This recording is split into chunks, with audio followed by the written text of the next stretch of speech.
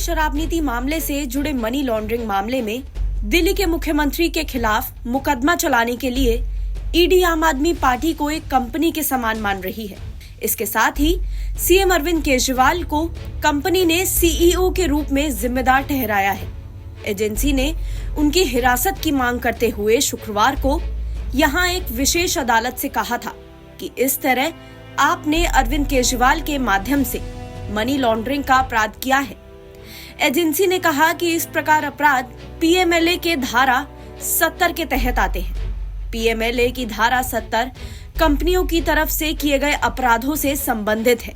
ये धारा उस समय लगाई जाती है जहां ये साबित हो जाता है कि उल्लंघन किसी कंपनी निदेशक, प्रबंधक, सचिव या किसी अन्य अधिकारी की सहमति या मिलीभगत से हुआ है या उसकी ओर से किसी भी उपेक्षा के कारण है। ईडी ने कहा, ऐसे में निदेशक या अन्य अधिकारी को भी उल्लंघन का दोषी माना जाएगा। इसमें अधिनियम के तहत उनके खिलाफ कार्यवाही की जाएगी और दंडित किया जाएगा। आपके कोषाध्यक्ष एनडी गुप्ता एक प्रमुख चार्टर्ड अकाउंटेंट हैं। उन्हें हाल ही में दूसरे कार्यालय के लिए राज्यसभा के लिए नामांकित किया गया था।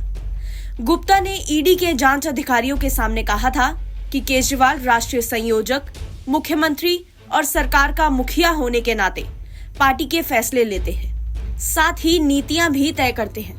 ईडी का मत है कि आपको कठोर पीएमएलए के तहत मुकदमा चलाने वाला पहला राजनीतिक संगठन बनाना चाहिए। ईडी के अनुसार पीएमएलए का प्रावधान अपराध की आय के बराबर संपत्तियों की कुर्की का प्रावधान करता है। साथ ही इसमें चुनाव आयोग की ओर से कार्रवाई भी हो सकती है।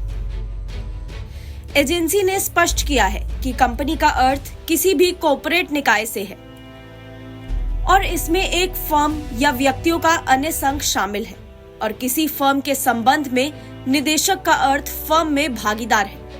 आप एक राजनीतिक दल है जिसमें जन प्रतिनिधित्व अधिनियम की धारा 29A के तहत पंजीकृत व्यक्तियों का संघ शामिल है। अधिनियम के तहत केवल भारत के व्यक्तिगत नागरिकों का कोई संघ या निकाय ही राजनीतिक दल के रूप में पंजीकरण के लिए आवेदन कर सकता है। इसी प्रकार आम आदमी पार्टी ऐसे व्यक्तियों का संगठन है। ईडी का कहना है कि इस मामले में अरविंद केजरीवाल ने केवल आपके पीछे की सोच थे, बल्कि इसकी प्रमुख गतिविधियों को भी नियंत्रित करते हैं। केजरीवाल इसके संस्थापक सदस्यों में से एक थे, साथ ही नीति के निर्णय लेने में भी शामिल थे, जैसा कि गवाहों के बयानों से पता चलता है। ईडी का दावा है कि वे एक रिश्वत की मांग में भी शामिल हैं, जिसने अन्य बातों के साथ साथ अपराध को और बढ़ावा दिया है। जांच एजेंसी ने आगे स्पष्ट किया कि पीएमएलए के तहत अपराध के समय केजरीवाल उक्त कंपनी यानी आपके बिजनेस के संचालन के लिए इसके प्रभारी और जिम्मेदार थे।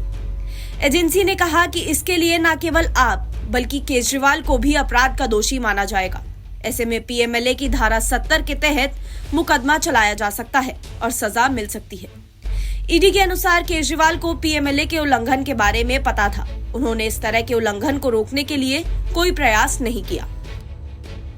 हमारे सहयोगी अखबार टाइम्स ऑफ इंडिया की रिपोर्ट के अनुसार भले ही मौजूदा कानूनों और नियमों में भ्रष्टाचार के आधार पर किसी पार्टी की मान्यता रद्द करने का कोई प्रावधान नहीं है, लेकिन संविधान का अनुच्छेद 324 चुनाव आयोग को व्यापक शक्तियां देता है। चुनाव आयोग के पूर्व वरिष्ठ कानूनी सलाहकार एसके मेंदिरत्ता ने पहले कहा था, विवेक का प्रयोग करें और भ्रष्टाचार के लिए एक पार्टी की मान्यता रद्द करें। एजेंसी ने विशेष पीएमएलए जज को बताया कि दिल्ली के शराब मामले में मिली अपराध की आय से आप प्रमुख लाभार्थी थे। ईडी ने कहा कि अपराध से प्राप्त 45 करोड़ रुपए की नकदी का एक हिस्सा 2022 में गोवा विधानसभा चुनाव में आपके चुनाव अभियान में इस्तेमाल किया गया है। एनबीटी ऑनलाइन की रिपोर्ट।